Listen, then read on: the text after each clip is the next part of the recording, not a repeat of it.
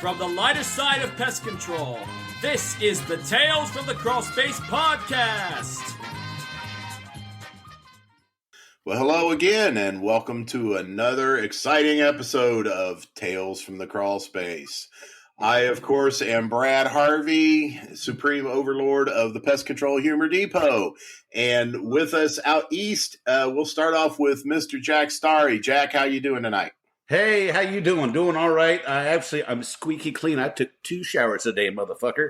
I got all scrubbed up with my peppermint castle soap. I smell like a goddamn peppermint stick from Christmas. It's wonderful. Yeah, you sure do, man. It's a real joy not having to have that shit wafting through the microphone this week. Yeah, so that's outstanding. Who did the work for you again? You can give them a shameless plug. Bath fitters. They're the perfect fit. Bath fitters did it. Yeah, bath fitter will fix your shitter. So, all right. That's good right. deal. Hot damn. Okay. And farther south is Danny Harrell. How you doing, buddy? I'm surviving. I got a little bit of cold right now, so I might be dead tomorrow. We'll find out. Okay. That's just let us know so we can get a different host on. Yep. So actually we're all kind of fighting a little bit of cough, so if you'll just bear with us, the use button will probably be quite prevalent today. But if I feel like I got a good one I'm getting ready to conjure up, I'm going to share it with y'all. So hey, Brad? Yes. What do you call a hooker with a runny nose?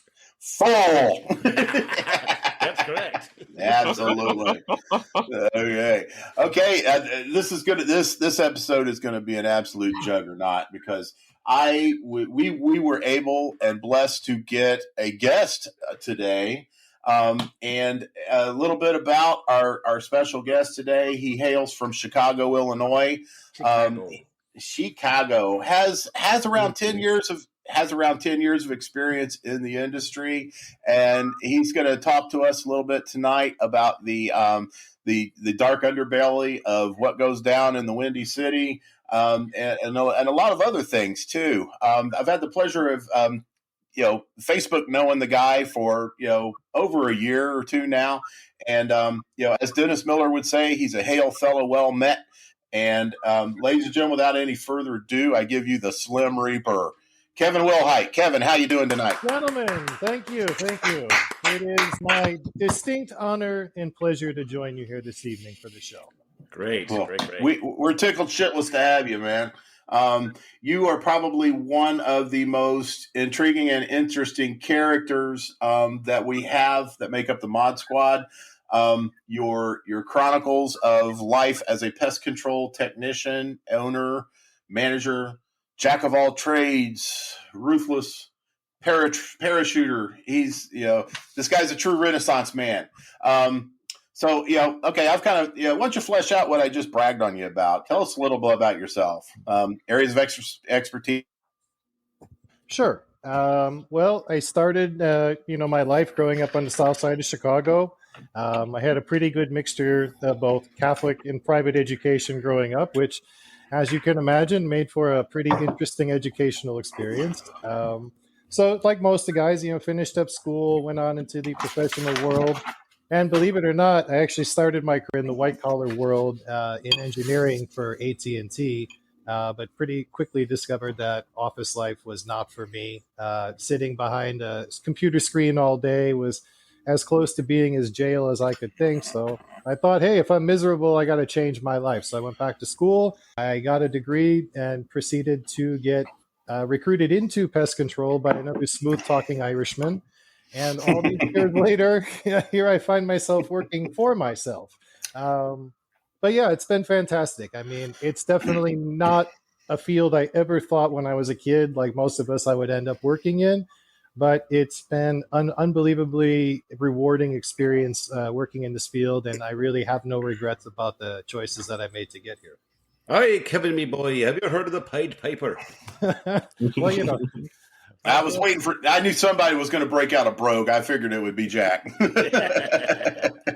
Most of the Irish in Chicago don't sound like that. They tend to sound a little bit more like this on the south side where I grew up at. But I kind of lost that accent after I graduated college because it didn't exactly translate into the real world too well. I need to hear you say the Bears. The Bears. Oh, yeah. The Bears, the Bulls, Sausage, and Ditka are our overlords. So, and I may have 2 tree heart attacks during this interview, fellas. So. Kevin, I'm hurt. But as far as what you would say is specializing, pretty much I have made my bones working in low income Section 8 housing, multi-unit buildings over the last decade or so. And it's really something that you have to be passionate about to do a good job in. But, like a lot of people in the world, you want to go to work and do something that's going to make some kind of tangible difference in the world. And, we're actually those kind of people. We can do that. We can literally walk into your home, and by the end of the day, your quality of life will have improved significantly. So you can't really undersell the value of that with what we do. And it definitely helps you to sort of weather the storm with some of those, let's say, not so great days out there. Yeah, absolutely. Yeah, for sure. Yeah, the not so great days are one of the things that really turned me on about it. And because it's like you said, because you're making a difference in somebody's life. Whether or not whether it's you're solving a problem, you're controlling a pest issue that they have, or if you're just walking into someplace and they're just ready to just smear shit all over your face, but you leave them with a smile, and they're smiling, they're laughing, they're enjoying it. They say, "Come back." That's a big turn on for me. Kevin, I know this is going to start to sound like a fucking job interview, but can you give me an idea, why pest control? I mean, you sound like the kind of guy that had a lot of opportunities to do basically whatever you wanted. You had a degree, living the American dream. As far as your opportunities. So, why this shit? So I have to tell you guys, there was probably, if there had been another 5-second delay in this man walking down the hall that interviewed me for pest control, we likely would not be having this conversation, because I was sitting in the waiting room waiting for my management interview, looking around and seeing all these pest control guys coming and going, who I'll admit looked a little rough and tough. And I was like, I don't know if this is really for me. I said, I don't know if this is going to work. And I started feeling with doubt about what I was going to do. And as I was about to get up and get out of the chair, the guy walked around the corner and said, "Kevin, come on in. We're ready to see you now." And that was it. Life made my decision for me. Nice. But, really, honestly, I had worked, I'd gone back to school to finish my degree. I was working overnights for 5 years, going to school full time during the day. And I just needed to be off midnights. I could not live that lifestyle anymore. And I said, the first thing that comes along, I'm jumping on the train and I'm out of town here. So I met Mark O'Hara, who was the owner of Anderson Pest Solutions at the time. He recruited me into management over there. He said, "Hey, I think it's a different kind of gig than you believe it to be. I think that somebody that can communicate like you can would be a natural fit. Give it a shot. If it sucks, hey, no one's going to feel bad if you walk out the door and you gave it your all." I said, that sounds like an offer I can't refuse. So here I am all these years later, running my own shop now. Nice. Yeah, I love hearing about there are reasons for getting into the industry. I mean, there's as many reasons as the day is long. Mine was because my kid needed diapers, and I joke about that a lot, but I shit you not, I needed a steady job so my family could financially survive. And for all the pitfalls and all the horror stories and all the bullshit, and there's still the good times and stuff, and I was able to enjoy it. It's rarely boring, and I made a good living. So yeah, I mean, again, I've said it before. It's this job's not for everybody, and some days it's not for anybody. So to hear, I love hearing stories about how people got into it. Especially the longer I've been in the business for 30 years. The more stories I hear, the harder I get. So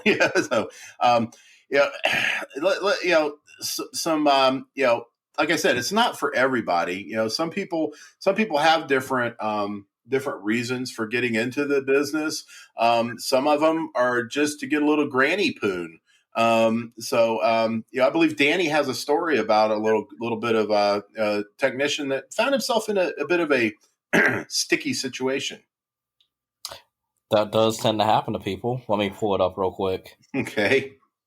It should be right next to the phone number, man. You can't find that either. I'll find that. Actually, Brad sent it to me last time, so I got it. But, you know, I've never asked Danny how they got started in pest control. I just, I know how I got started, but we never asked Danny, so we'll have to find out from Danny. Well, I will tell you that as I'm logging into this article, it's making me sign into it. But, dude, my pants are down already. I got to hear this article. Hey, whoa. It's making me pay for this article. It is? Yeah. Oh, you got to be shitting me. No, it's trying to make me pay for it. Okay. Let me see if I can find another article about it. But let me. So I'll let y'all know. I did search for stories about a pest control technician masturbating on the job, and so I just typed in pest control masturbation. Let me read my Google results to you. Boys' masturbation habit leads to emotional love relationship. A confession from a Reddit we're actually gonna have to read this. This is interesting.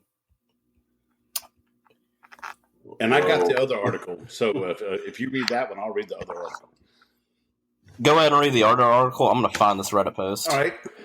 Monroe County, December 20th, 2022. A Pike Pest Control employee was fired and subsequently charged with elder abuse and public indecency after he was accused of masturbating in a client's home.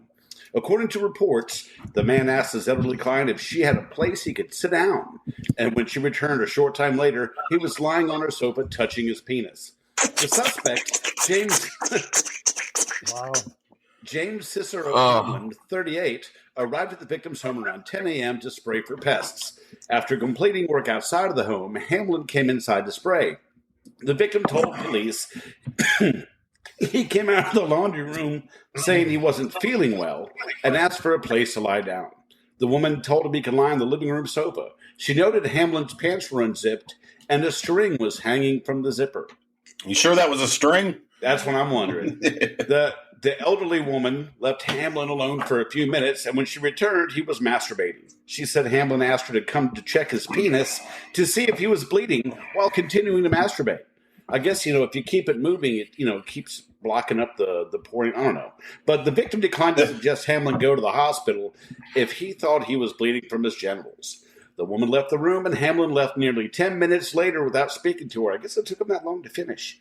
Man. She must have not been that pretty of an elderly woman, because it takes him a while to get a nut. But Jack, sometimes you just want to savor it, Yeah, there's long, slow strokes, I guess. Yeah. The elderly woman was perplexed and upset by the incident. She called her daughter and reported the events later that evening. She also reported the incident to Pike Pest Control the following morning, after which Hamlin was terminated. While speaking with police, Hamlin's manager said Hamlin told the company his penis was tangled up in a string and the victim voluntarily helped him to remove it. So maybe the old lady didn't want to admit to the fact that she was a cock whore or something. I don't know. No. Hamlin visited the Monroe County Sheriff's Office on December 21st, where he told investigators his version of the events. According to the suspect, he noticed a string hanging from his pants, and when he went to pull it, he realized it was wrapped around his penis, which cut him. He said he asked the victim if there was somewhere he could sit down to take care of the problem, and she led him to the sofa. Hamlin told officers the victim asked if she caused the problem and if he needed tools to help fix it. He said he reassured the woman that it was not her fault and removed the string before leaving the house and going to the next job. Hamlin was arrested and charged with public indecency and elderly abuse. He was booked in the Monroe County Jail. Now, how would the old lady go, did I wrap that string around your penis? I mean, if you got a string coming out of your underwear, don't pull that motherfucker like you're starting a lawnmower. Oh, yeah. No kidding. Don't do that. I mean, yeah. I mean, let's see. How old was the guy? How old was the guy? He's like in his 30s or something. Yeah, I mean, 38. at 38. I mean, by that time you'd kind of know how to handle a penis. I mean, You'd hope. if it's only your own, and rule number one is never wrap a string around it. Because there's a lot of circulatory issues going there. Now, I'm reading this. I've read it about 90 or 100 times, and I'm not simping for this guy, but something don't smell right here. No, it doesn't, and something tells me that old lady got a little embarrassed, or something happened that I think she had a little more to do with it than just Well, gentlemen, let me tell you, in my years out here in the field as well, we have had plenty of amorous senior ladies answer the door, and so I have one building where we have a lady who answers the door every single month, who I'm not joking with you, must be close to 90 years old. And every time when I show up there and knock on the door, sure enough, the door flies open, and there she is with her over 90 on, and literally nothing else. And I go, Man. all right, Bernice, good to see you. Any bugs? And just walk right past her like I do every month. But, the first few times it was a bit jarring. I'm not going to lie to you. So I may have to side with the side of the technician on this one, just because of personal experience out there. Plus, I don't think anybody's ready to commit career suicide like that. But on the other hand, being in the business as long as we've both been in, you've seen some technicians do some pretty goddamn stupid stuff. Oh yeah. So I'm in the position where everyone sucks here, because I feel like the technician and the old lady put themselves in a lose-lose scenario.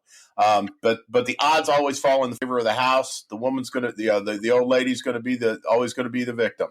And but any takeaway from this, technicians, guys out there, folks, if you do answer and an old lady answers the door, she's buck naked or in something as alluring and sensuous as Kevin mentioned, and offers you super sex, pick the soup. I mean, God, it's just... Well, Danny does have the ultimate old lady scenario with her federally funded titties, and she wanted to take a bite out of his ass. Yeah, that's right. That is a legendary story. Oh, yeah. So, Danny, did you find that other article? Yeah. So I didn't find the exact Reddit post, but I found an article about it. Okay. So this story shares it's a weird love story. The user finally confessed about his saga with masturbation and cockroaches, revealing that having recently started to masturbate, the teenager enjoyed this relaxing task best at his bed, and confessed that he was a weirdo who ejaculated on the wall and never cleaned it, as it did not stink. Oh no! Oh Lord! Can you guess where this is going? However, little did he know that the dampness in the wall of his dark bedroom would turn into a perfect spot for cockroaches to and multiply, so his bedroom wall and bed area had a bad cockroach infestation. Oh man. They were eating the skeet. I'm not surprised, but this guy's probably single, right? Well, it's a kid. It seems like a teenager who just started to masturbate. All right, fair enough. Yeah, okay. I mean, because we all know that when you're married, you have it down to a science. Yeah. Leaving no evidence. That one special sock. That's right. I just usually have the one that sneaks into the laundry every month. I usually have an ability to walk into an apartment and tell you within 2-3 seconds or not if a woman actually lives in the apartment or not. It's not that yeah, there is a certain air about a bachelor pad that it just screams stale skeet. If there's a bottle of Jergens and a box of tissues next to the couch, you can make a pretty good assessment. Yeah, absolutely. A lot of empty beer cans and a lot of half-eaten food all over the place too. Oh yeah, for sure. You been in my house? Maybe. I can totally the story's still going on. Maybe I'm still in your house. Okay. Had a story ended with this infestation being fought by pest control, the story would have still been pretty weird but acceptable. But the boy began to grow feelings for these cockroaches and considered them as his own children. So instead of killing these creepy insects, the boy began to play with it and enjoyed every second of it. Aw. I love how that story takes a tender turn. I know this sounds really weird, but I've kind of begun to think them as my children. It started as a joke thought, but then it got more serious. Like they were literally born out of my sperm. So my mind... I really hope this kid was being interviewed from inside of a cell. That's all I hope for. No, this was just posted to Reddit. This got weird again. This is where this story ends for sure. Because if not, in a few years, he's going to be interviewed by Chris Hansen. Yeah, exactly. So my mom made sense that they were my offspring in a way, his post read. And then he added, I used to bring them food and stuff from the kitchen and play with them by moving them around the room or letting them crawl on me, and it's got really emotionally attached to them for a while, even though they were obviously just insects. Wow. This is a lonely, lonely boy. I'm feeling a lot better about myself after hearing that. Yeah, I was about to say, I know I'm a sad sack of shit, but and Kevin, that's why we're here. Thank you. I appreciate it. Building self-esteem, if that, not just for you, but for everybody in the pest world. However, note to self: don't feed cockroaches skeet. Okay. No. A simple. I found that a simple piece of granola bar does great. By the way. My buddy Harmeyer is celebrating his 8th month in existence with me, and we're all pretty excited. Did you get him a little birthday hat? I am. I'm going to. I may make it out of dried skeet after hearing that. However, this weird and unbelievable relationship has finally come to an end when his parents found out. Not about his obsession with cockroaches, but about the infestation, and finally got the house exterminated. The cockroaches were finally killed off, and the boy's story of love and affection for his cockroaches finally came to an end. Saw what you did there. While the ending seemed very tragic and Shakespeare-like, it is still better that what would have been is his obsession continued. While the boy himself agreed it was quite a weird phase, we cannot help but feel disgusted about this strange incident that can never be deleted from our memory. So they killed the roaches. They killed the roaches. And I feel like I did when I saw Old Yeller now. Something tells me that this kid is going to grow up to be the next generation's leading authority and be in stinging. I don't know. I just have a feeling. That's right. He's got. Yeah. I'm Skeeter McCool. It's like when Batman got old and he had to give the mantle over to somebody else. I was like, it seems like a perfect successor to me. There you go. I think you're onto something there, Kevin. Okay, well, thanks for sharing that with us, Danny, and likewise to you too, Jack, for those hard hitting stories, which you can expect more of from the Tales from the Crawl Space newsroom. All right.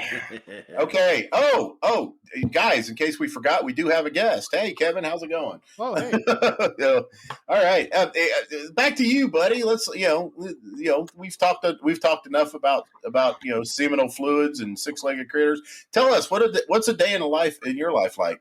Probably the same thing being in Chicago. Well, like most of you fellas, my life has 2 different sections to it. It has the summer phase and then has the rest of the year phase. So the summer phase is as soon as the sun is up, I'm out there working, and I'm probably going to come home 10 o'clock at night, fall into a ball, and that's about it. So that's, May through July, but the rest of the time, life is a little bit better. So typically I like to get up, early, like everybody in this industry, it seems like, get over to the gym, start, I'm one of those people where, like, if I didn't go to the gym, I'd really have to feel bad because it is literally right across the street from my condo. Yeah. If you can't make it to the gym when it's that close, you got some other issues other than that one. So that's my new thing. That's been my little personal motto for the last couple of years is no scrolling till I'm rolling. And so I don't touch my smartphone or any of my email until I get my big butt on that machine and start going. My father was an obese man. He was almost 400 pounds when he died at age 45. So I take my fitness very seriously so I can be around for my kids, which is getting a little harder every year. I got to be honest with you, but I feel that taking care of your body is really important for being good at what we do as well, because I am, doing stops sometimes where I have 4 to 5 hours without a break.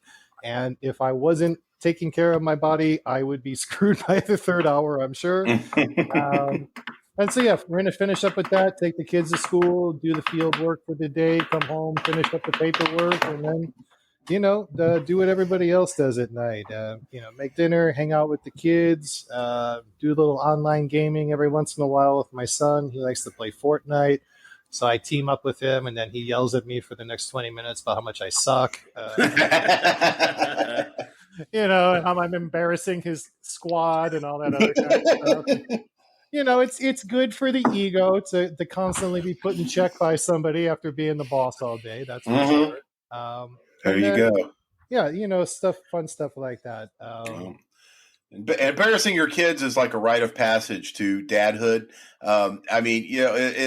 I strived for it when I was raising my daughter, and I got really good at it. I got so good at it that when her friends call me for pest advice or text me, oh my God, I got a bat in my house, blah blah blah. I'll tell them something. I'll rock off something really obscure and off the wall, funny, and they're like, "That sounds like something Emily would say." I said, "Well, where the fuck you think she got it?" So, yeah.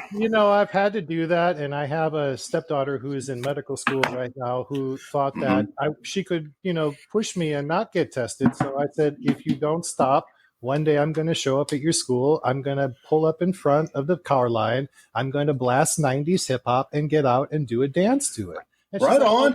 You'll never do that. So, okay, watch me. A week later, here I come with the FUBU sweater on. Challenge accepted. I've got my 90s hip hop blasting, and she could not have gotten any redder. So we never had one of those pissing contests again. I think she understood that she was going to be outclassed a little bit in that game. Well played. Fuck around and find out. That's right. Well played, Kevin. Absolutely. Yeah. That's Father of the Year material right there. Hey. Okay. Hey, Kevin, about some of that stuff that's in the parentheses of our lives was work. You got any good horror stories, train wreck stories, or anything like that that our 12 listeners can hear?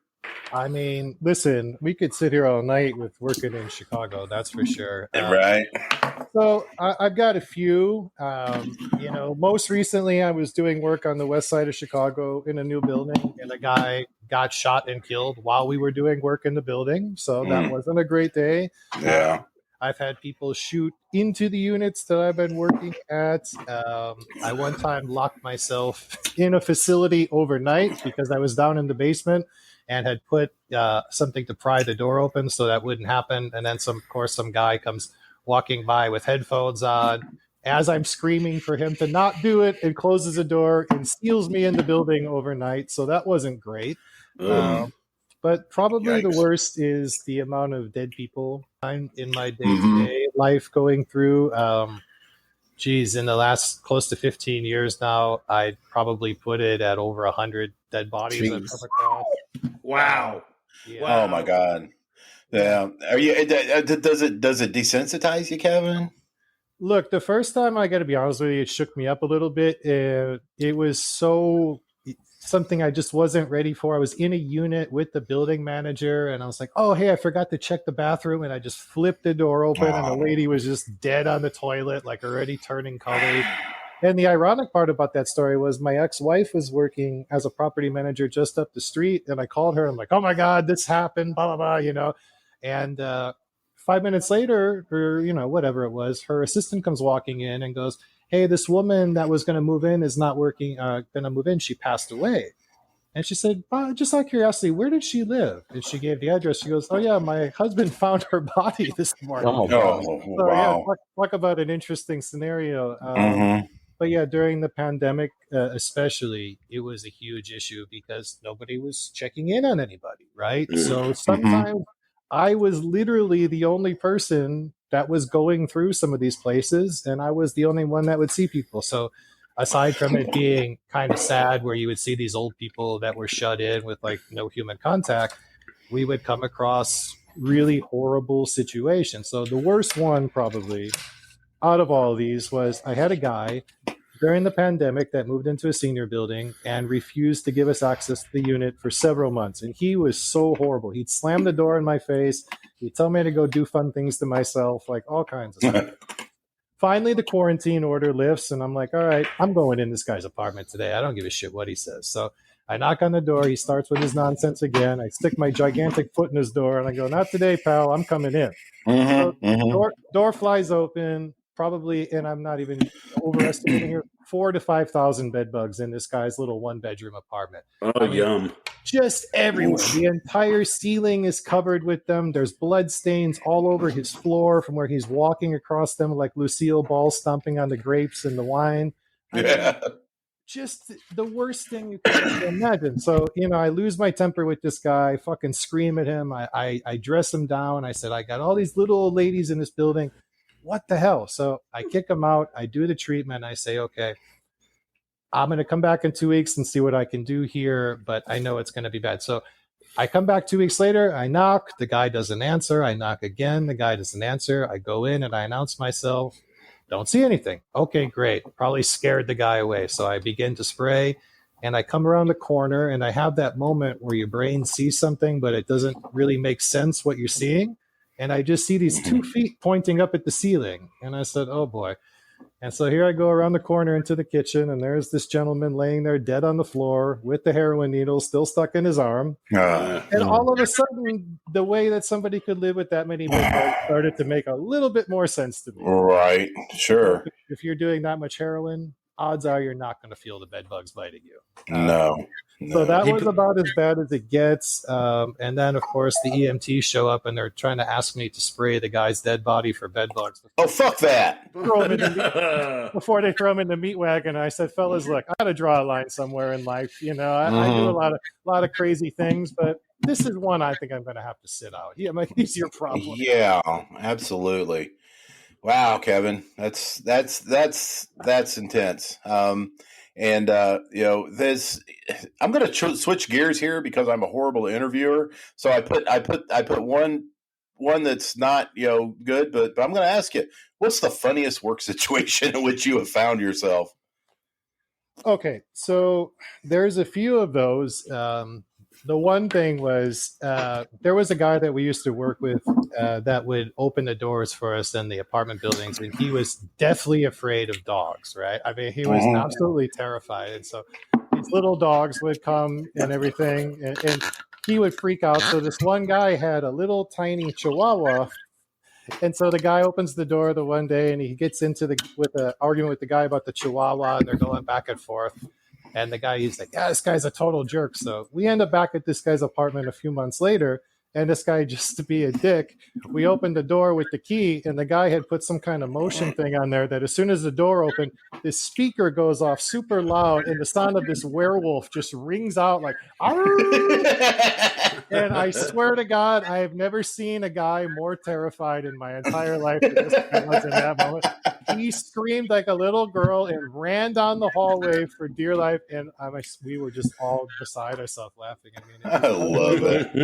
And the only other one that could compare to that was when I first got into the business, there was a guy that was a technician in our branch, and he was kind of like the Charlie Brown of pest control. Everything bad happened to him, and So he's out doing a training with one of the managers and the owner of the company. They're doing bird work. And so they go up on the roof, and the guy's trying to show him, take the pigeon out of the trap, break the neck, put it in a bucket, and let's go. So the guy's standing there, and he's super nervous because he's got the owner of the company, and he's starting to panic. So he takes the bird out of the cage, and his hands are shaking, and he's looking at the bird, and he goes to twist the neck, and the whole goddamn head comes flying off. It's like shit blood all over the three of them, like Kill Bill style, right? So now the three of them have to leave and go down this ladder and walk through an entire PetSmart full of people covered in blood, carrying this bucket of dead birds, right? When I heard that story at the office, I almost died. Shit. This has got to be the funniest thing. I mean, just imagining these three blood-covered maniacs walking through this retail store with all these old women staring at them.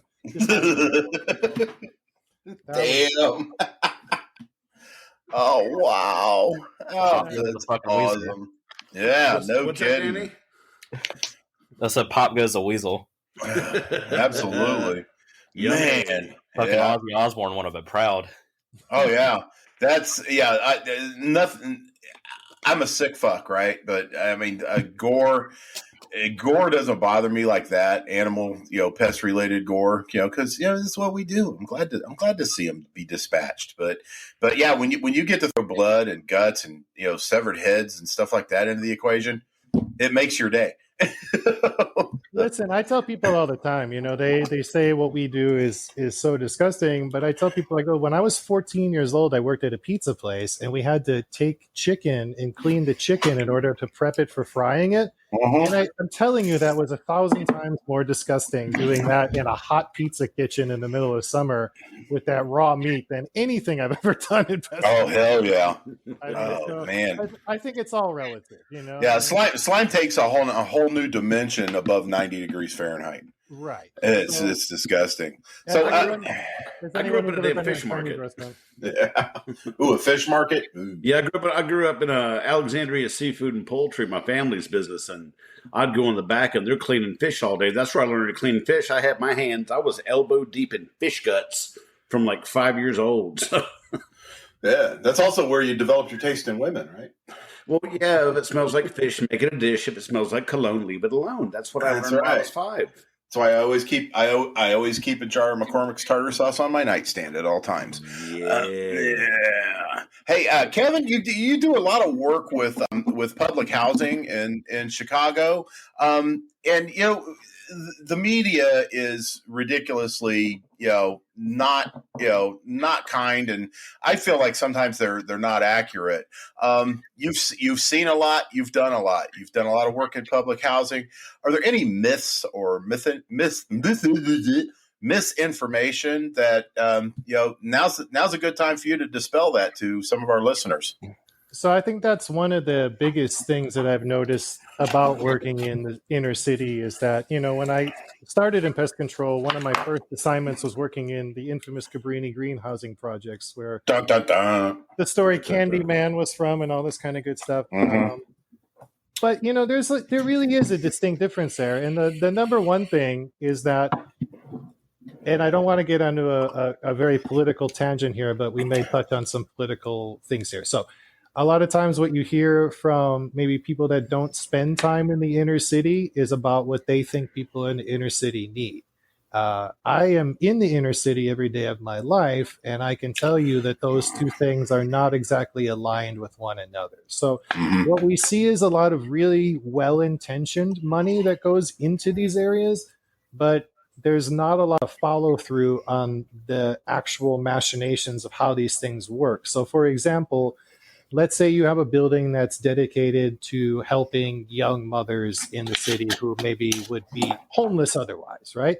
So that's a great thing, great idea. Nobody's going to argue against the idea of doing something like that. However, if you create that building and then nobody ever goes into those units to actually see what the quality of life is for the people, like in reality, then we have a problem. And so that's a lot of what we see is people that don't want to get in the trenches from the side that's supposed to be helping, from sometimes property managers and even beyond them. So what my job essentially is when I work in those places is to become an advocate for the people that live in those units and say, look, if you do A, B, and C to help me and clean this place up and get it to where it's okay, I'm going to fight tooth and nail with your manager to make sure that they make improvements in here for you as well. Because everybody's got a part to play here. No one is going to get away from this equation without doing something, or I'm going to call them out on it. And so that's really what I find is that, people there, number one, are perceived as being lazy, raping the system, welfare queens, all this kind of stuff. I'm going to be honest with you. This is maybe less than 5% of the people that I come across in public housing.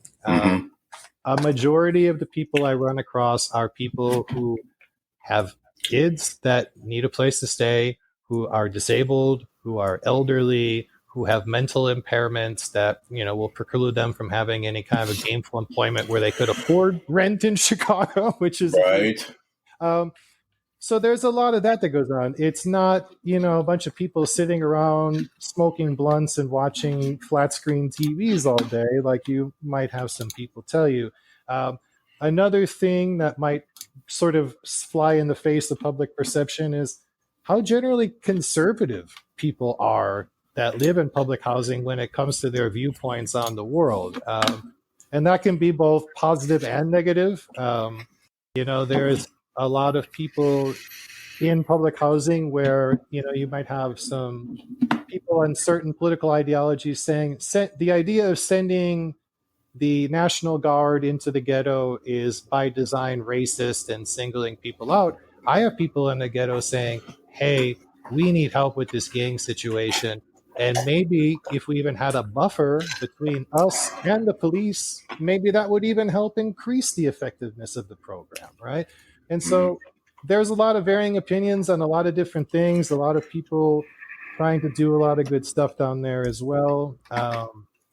But also is the most important thing is what goes on around public housing. It's great to build a place for people to live, but if you look at a lot of these areas, there's really nothing else there but the building. So it's like, what are these kids seeing? What are they engaged in? What are they doing in order to, become engaged citizens in the world? And that's really where I think that stuff falls off. But yeah, I really think that it is a completely different scenario. And I've made so many lifelong friends by working in public housing over the years, but it really is the thing that I'm passionate about is helping people that, maybe their entire life, they've never had one service person come in and say, I'm going to actively work to advocate for you to make your life better. And, it may sound corny, but it really does feel great to know that I get to go home at the end of the day and say, hey, I really tried to help somebody.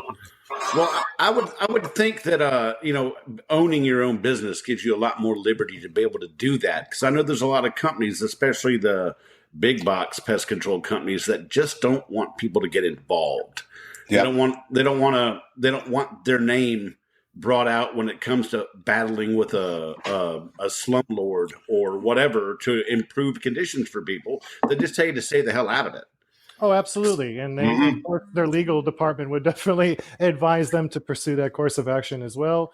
However, I really don't worry about those kind of things, to be honest with you. I've never had a situation turn bad with a client or property manager, because I always try to explain to them why it's in their best interest to do these things too. If I say, hey, if you fix this leaking pipe for $400 or $500, you're going to avoid a court case with a lawyer that's going to charge you $400 or $500 every hour. So this is which one is going to be more cost effective to you in the long run? And I think once you do that and they understand that you're coming from a place where you're trying to legitimately help, they are going to take you a lot more seriously, and it will help you in the long term. And I've been out here a long time. I have never once lost a client for service dissatisfaction in my almost 15 years. That's outstanding. That's awesome. Yeah, it is. And we something I think that we should all remember when we're out doing a place like Cabrini Green. That project contained about 3,600 apartments. That means that there are 3,600 stories there, different stories.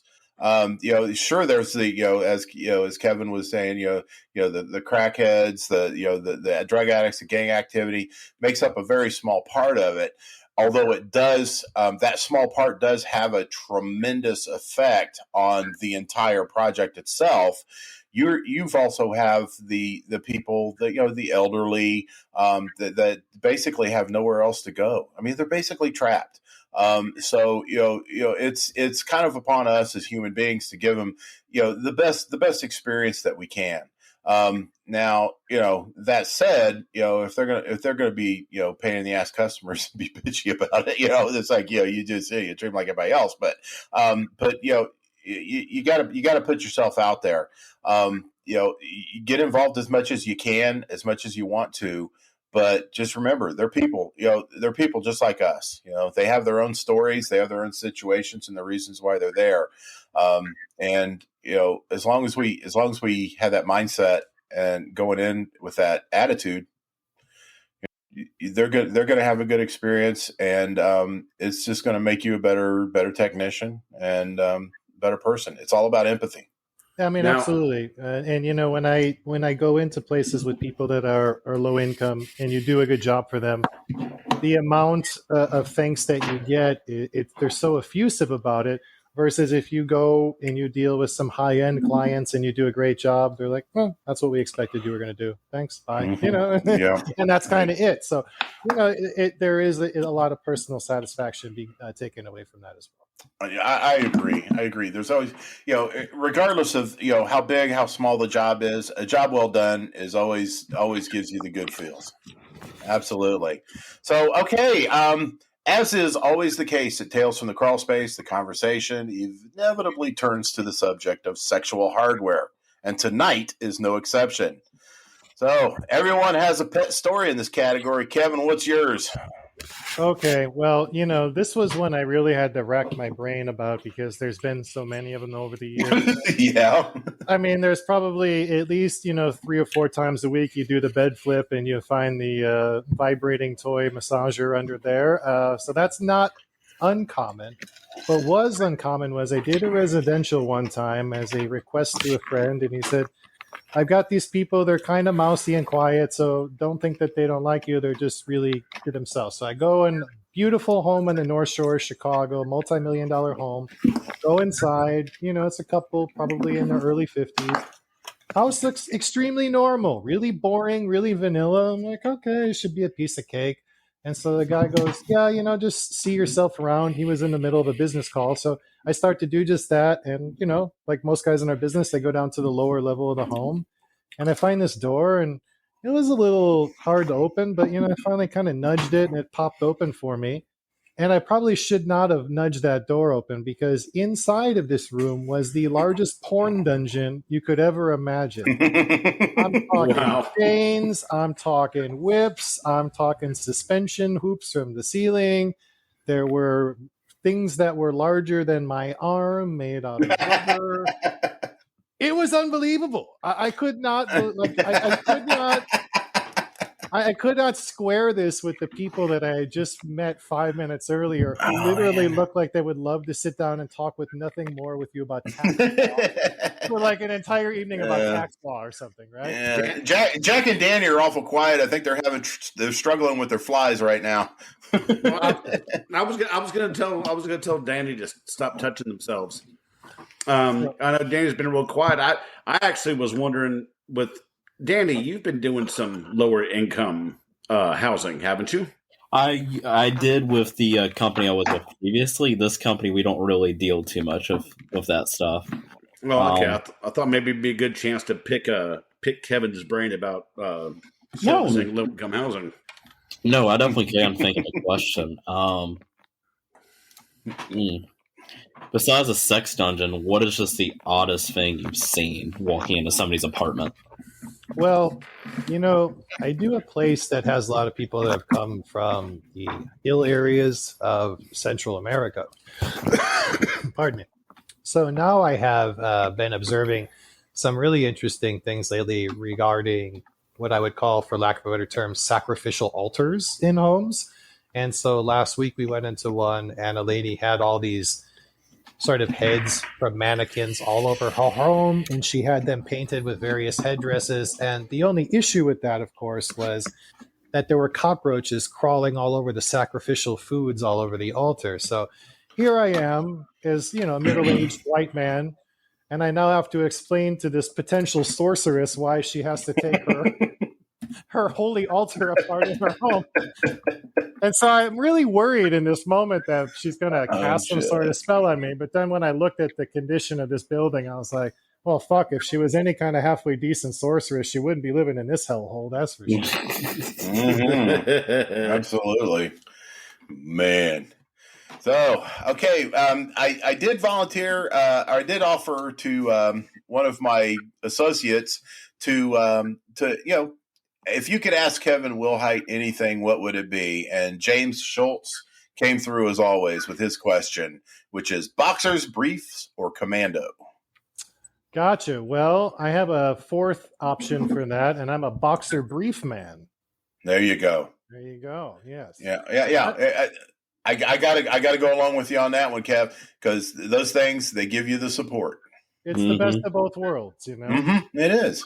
It's like having a wife and a girlfriend. It's the beautiful thing. You know? Ooh, yeah. Nice. Okay. Anybody else want to answer that one, Jack? I've always wondered. Well, I was distracted there for a second while he was answering. So you're gonna have to pose the question to me again. I was trying to work on some audio issues on my end. Oh, boxers, briefs, or commando? It's one of those hard hitting questions that come from people at Pest Control Humor Depot. For me, it's boxer briefs because I like the support, but I also like it where I'm not in my tidy whities because when it's really hot, sitting working outside, things start sticking together. So I like the boxer briefs, like the trunk style that come up to just above my knee. So yeah, I like the support, but I also like the boxer feel to it.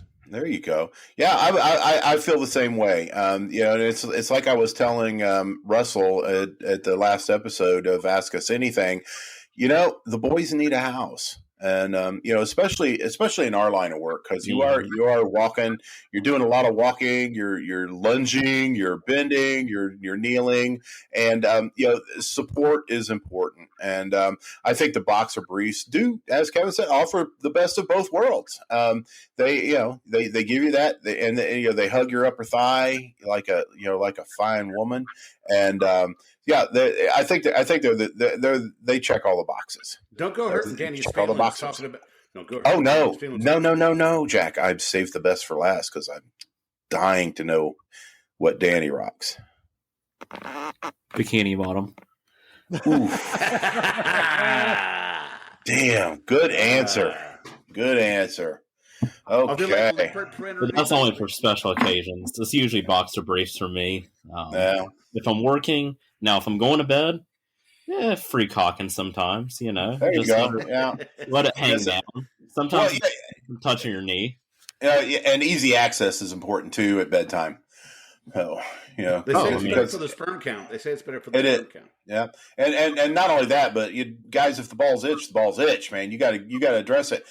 Sleep time is important to us in the pest control industry. So the sooner you can reach the promised land and get those stuck or scratched, the sooner you go back to sleep. Yeah, you don't want to go rooting around trying to find something. You just want to be able to give a good old swipe and get back to sleep. So, Okay. So, Mr. Wilhite, your interrogation is almost over with one question left. All right.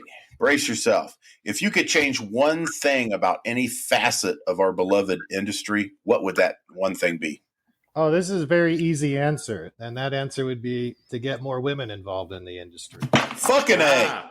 I got something for you before we sign off tonight. So yeah, that's a great answer. Listen, I was thinking about that one earlier today, and what I've really noticed was, anytime I've seen a female technician in the field who's sort of made it past training, they were almost always the best in their bread. They're amazing. They're tough. They're great communicators. They're tenacious. They work hard.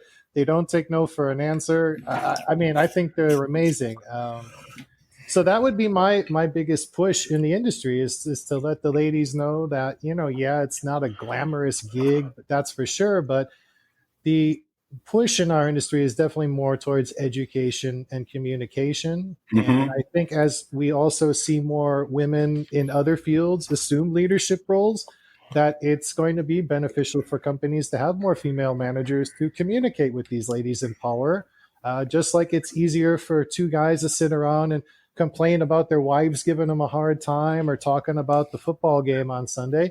Women sometimes just have an easier time, talking to other women as well. So I don't think we can undervalue that. And especially with the side that I'm in with dealing with property managers all day, which tend to be predominantly female, it is nice for them sometimes feel comfortable talking to women. So, sure.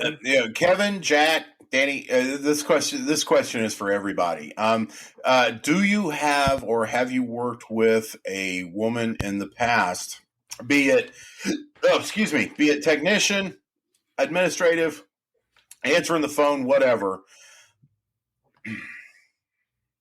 That was the question, guys. Okay. No, that was it.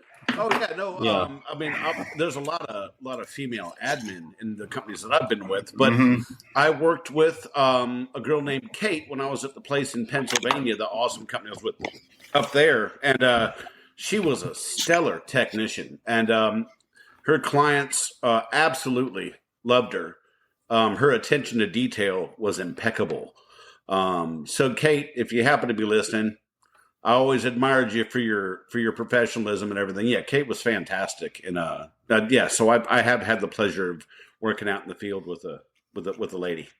I love them. I love working with the ladies. The technician, the female technicians that I have worked alongside in my career have been, as you said, they've been stellar. I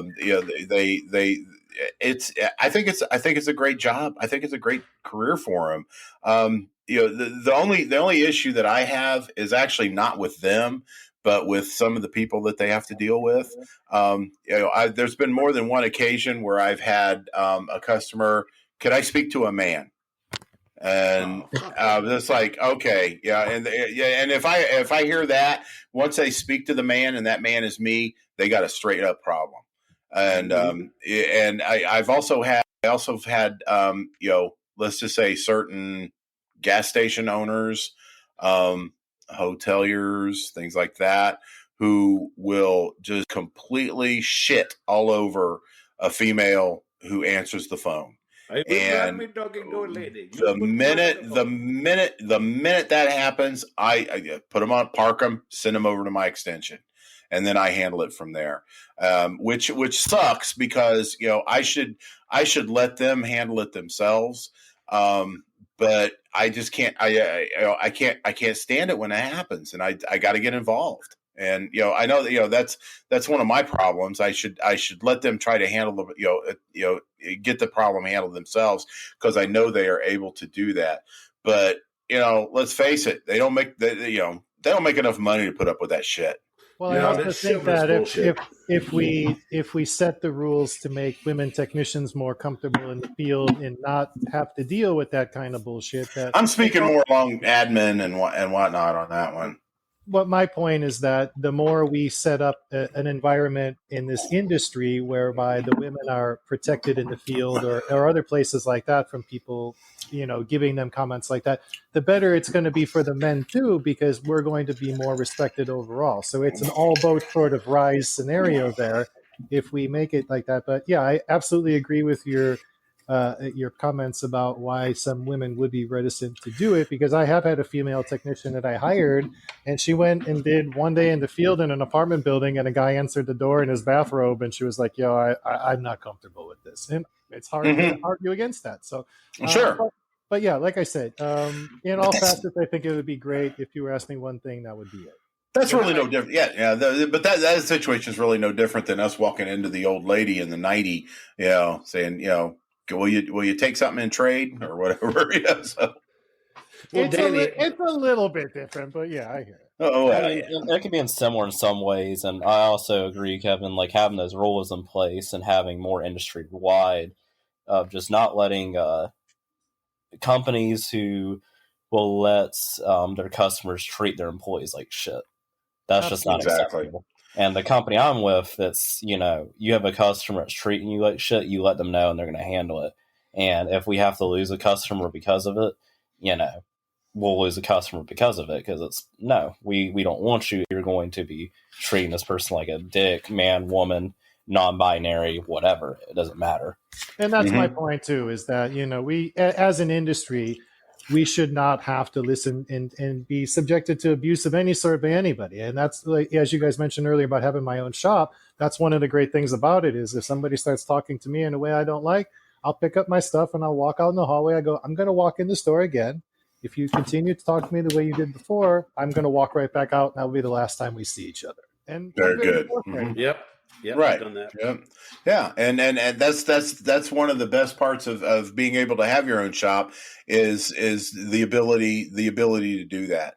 We're not telling, we can't tell the technicians that work for the big box companies or Dani and Marie's and whatnot that they can do that. Now, morally, we know that's the case, that that is something that, would be morally correct, but these guys got families to feed too. But and then it comes into a point that there are other pest control companies out there that won't put up with that shit, and they're usually hiring. Right. Yeah. Oh yeah. So Kevin, my gosh, man, I have been waiting for this moment for ever since I started co-hosting the podcast. Thank you for coming. Stick around for us while we shut her down. I wanted to talk a little bit about what we brought up last week, and that's my buddy Randy. First off, I want to extend my sincere appreciation to everybody that's helped him out through his GoFundMe, which is the GoFundMe website. It's Cancer Sucks, but Randy doesn't and needs help. Randy is he's started his chemotherapy. He's having a rough go. It's really rocking his body kind of hard. The thing about Randy is he's a fighter, and he's willing to see this to the end. Every show until he can ring that bell at the clinic is dedicated to Randy Strother. So he's going to be going through 12 treatments every other week. So he's got a 6-month run here. In the meantime, he's not going to be able to work. His work was his passion. It still is. He's always calling me, asking me how things are going. And, I kind of want to tell him, hey man, it's work. Don't worry about it. But, the other part of me wants to tell him about the 6 rats that we caught in one of his accounts because of the traps that he set, the stations he put out, and, the hard work that he did out there, before he started this part of this battle that he's under. And, he's just one of the best guys I ever met. And, I can't tell you guys how much I appreciate the help that you've given him. And, I don't want to sound like a beggar, but he needs more. So, GoFundMe.com, Cancer Sucks, but Randy doesn't, needs help. That link will be posted again. I'll recirculate those links on all the social media. And I want to tell you, Randy, I'm sure you're listening. When you take your victory lap, and you will, when you kick the shit out of this, I want to get you on the show. We want to talk with you. Absolutely. And yeah, I don't care what it takes. But damn right. And yeah, he's my brother. Please, what a nickel, a dime, a dollar, whatever you can donate. We've been getting the lady who set it up for him has been giving updates, and so far he's been able to take care of a mortgage payment and some truck payments, which is great because the last thing you fucking need is life bearing down on you when you got enough on your plate. So just keep it going for him. This guy needs our help, and we're all one big damn pest control family anyway. So we need to look out for our own. That's right. So anyway, I know he's going to be listening to this, Randy. We love you. We love you, man. Yeah, and you're gonna get to ring that bell, and I'm going to close the office to watch you do it. Damn right. Kick the shit out of it, man. Yeah. So, okay, Jack, let's talk about next podcast. What we got planned? Right. Anything? We do. Yes, we certainly do. You were talking about women in pest control, and I stumbled across a TikTok account of your pesty bestie. And other than swooning, because it's just wow, she's an awesome TikToker and pest control professional. Started, I believe, in Minnesota and is working out in Colorado right now. And I really wanted to have the angle of women in pest control, so I asked her if she'd like to be on the show. So next week we're going to have your pesty bestie from TikTok. Her name is quite unique, and I don't want to butcher it and insult her. So I'll ask her pre-show how to pronounce it properly. But yeah, we're going to have your pesty bestie, my TikTok crush, on the show next week. Outstanding. Outstanding. Well, don't forget, boys and girls, you can find us at Crawl Space Tales at Twitter, TFTC Podcast on Instagram, on our website at tftc.wtf. What the fuck? Pest Control Humor Depot, most certainly you can find us there, and TikTok, TFTC 2.0. So Danny. Is there a phone number? Wake up, Danny. It's got a That phone number to call into. Damn it. 571 888 5283. Oh, Brad. Love it. Kevin, thanks again for popping in with us. Hopefully we can ask you again on some other time. Absolutely. And I just have to say before I go, I was told to mention this by one of my first co-service managers about how we were trained and became amazing by our first regional manager who could see in the dark, believe it or not, he told us. So that was his superpower in pest control. So I had to mention all the love to my buddy Chris Gettig for reminding me about that great story today. All right. There's the boy. Chris Gettig, we're hats off to you. All right, gentlemen, it was a pleasure to join you this evening. Thank you for the platform to share some of these crazy stories with. I'm sure we could go on all night, but it sounds like your guys' mushrooms have started to kick in, so I guess it's probably time to sign off here. Don't lie to us, man. The pleasure was all ours. Definitely. Thank you so much for coming on the show. Gentlemen, absolutely. Anytime. Have a great one. All right, thanks. Okay, and then on behalf of all of us at Tales from the Crawl Space Podcast and Pest Control Humor Depot on Facebook, bug off. Thanks for listening to Tales from the Crawl Space Podcast. You can find us on just about every single podcast outlet there is online. So be sure to subscribe, and we'll have a new episode next week. Don't forget, you can find us on Instagram at TFTC Podcast, on Twitter at Crawlspace Tales, and you can also find us on Facebook at the Pest Control Humor Depot. See you next week.